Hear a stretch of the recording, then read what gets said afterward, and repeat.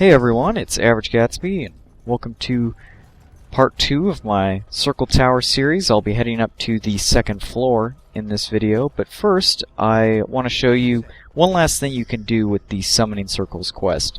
This right here is a Easter egg. I don't think there's any evidence from any of your codex entries on how to do this, but I did find this online. And what it is you're combining all of the previous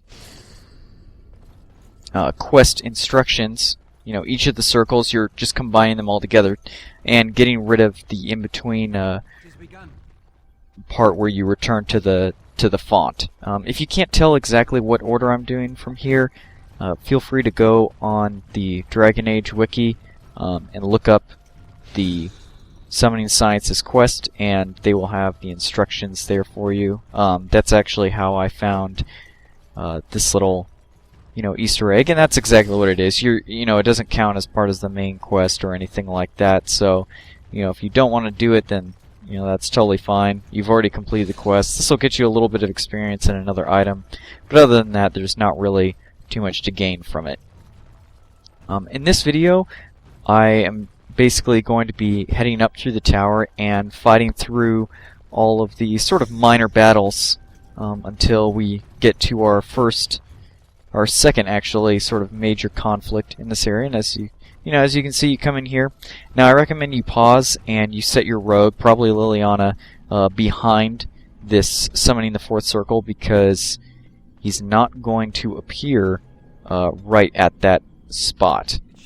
And as you can see, he appears right there. There's nothing you can do to make this guy stay any longer, so repeatedly clicking on him to try to make make him repeat his dialogue is not going to do anything, as you can see from right here. But you'll probably, if you set Liliana up, you'll have enough time to get behind him and perform a steal. And that's what I recommend you do. So we got the item, and now I'm going to loot the rest of this room, and we will head upstairs.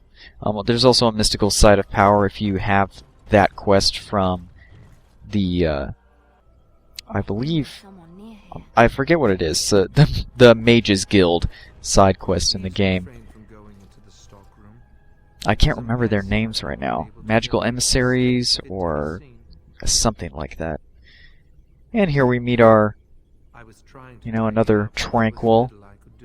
And if you're a mage, you will have already met this guy. If not, this is your first meeting. I think the Tranquil is a really cool concept in this game, even though it is, pretty dark what they do to these people as far as, totally stripping their emotions. And but not just that. I mean, it's bad enough that they take all their emotions away, but it's not like there's any Tranquil that live outside of the circle or under its control, even though they've been totally stripped of their magic. That's pretty messed up that they turn them into slaves as well, having already, stripped all their magical abilities. And now we fight these three mages. I recommend, as far as strategy for this section, for any mage fight where you're fighting a lot of mages, focus on one mage at a time, and then, move on from there. Each of these mages, I believe, has healing spells, and right there, tried to use the fireball on me, and totally failed. Ended up, igniting his allies. But as you can see, if you focus on one at a time, they're really easy to take out. Their heal cooldowns are not going to have enough time to recover, and that's really the best way to do it. You can attack each of them individually, it's just going to take you a lot longer. And here we have the Maleficars, the blood mages here. I think blood magic is a really cool idea, although, this isn't the first game to sort of toy with the idea of blood magic. It's actually a really old, as far as sci-fi and science fiction go, or, well, really fantasy, speculative fiction. It's a really old concept, using someone's own blood, or just blood in general, as the fuel for magical power.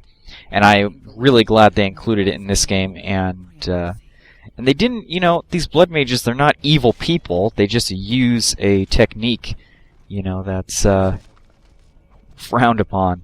And there we go, another Scrolls of Banastor, and then another Apprentice Note. You're going to be wanting to pick those up as you go through the tower.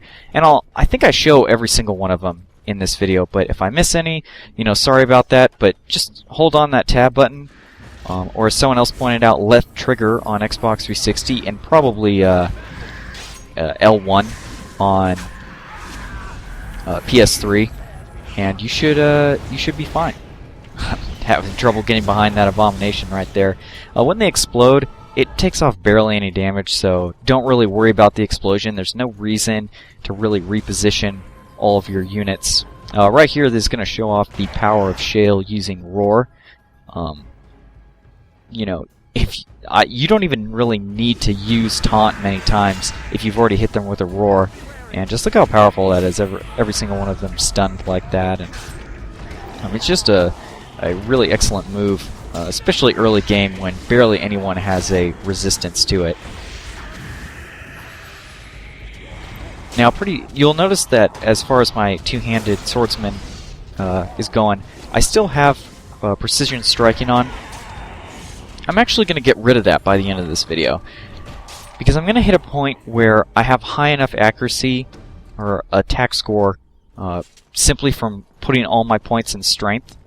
That's something to keep in mind, always, that you do not need any points in dexterity at all if you're playing as a warrior, because you get all the accuracy you need from strength. I talked about that in my blog entry on this guy, my current character's build, but I just wanted to reiterate that. So don't waste your time putting any points in dexterity. You don't need it. Anyway, let's keep going here. He has high enough accuracy. Oh, and then we get this guy to come out of the closet. I'm kicking the door down on the closet for him. Anyway, I think this scene is kind of funny, even though it's, not really all that significant. I'm kind of skipping through a bunch of this dialogue. I'm only showing the first parts because this is just a long section, and I wanted to get through all these basic fights as quickly as possible. But back to reason why I'm going to abandon precision striking soon is I'm just not going to need it. My accuracy rating is going to be high enough that most of my hits are going to start connecting with at least Indomitable on, and pretty soon with powerful swings. As soon as I get my next level up, I'll get access to powerful swings and access to the ability that makes powerful swings more usable by reducing the total disadvantages in defense and attack on them, which is really nice. And I'll be switching over to powerful swings when that happens. Not for every fight, but for most of these minor fights against those mages and the undead and the abominations, I can handle using powerful swings, and I'll be totally fine. I won't really be missing any, or I'll only miss, 1 or 2 hits. But if you are missing more, then I suggest turning Indomitable back on. Indomitable gives you a slight damage bonus, but it's not really that big of a damage bonus. So I don't really think Indomitable is all that worth it as a damage bonus right now. I think it's either powerful swings or nothing, and I say nothing simply because the one additional point of damage per second is not worth sacrificing 60 fatigue points and sacrificing an extra Sunder Arms, which automatically grants me 2 hits. So that's just something to keep in mind as far as the calculus goes. In a long fight where you may not have a chance to recharge your Sunder Arms very often, then it might be worth it to keep Indomitable on. And here we have the toppled statue.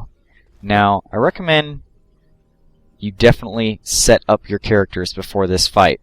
And I'm not going, the video's coming to a close, and we're not going to have time to do the fight, but I will show you my setup here. And I highly recommend that you create something similar to this. you're about to be fighting a pretty significant enemy here, and you definitely don't want your healer or your rogue, if you have a a ranged rogue, an archer, anywhere near the combat, because you are going to need healing and you're going to need that range damage to help you kill this guy quickly. But that's it for this video. I'm Average Gatsby. Hope you guys enjoyed. Please give me any feedback you like, and I will show this setup and talk about it again in the next video. Have a good day.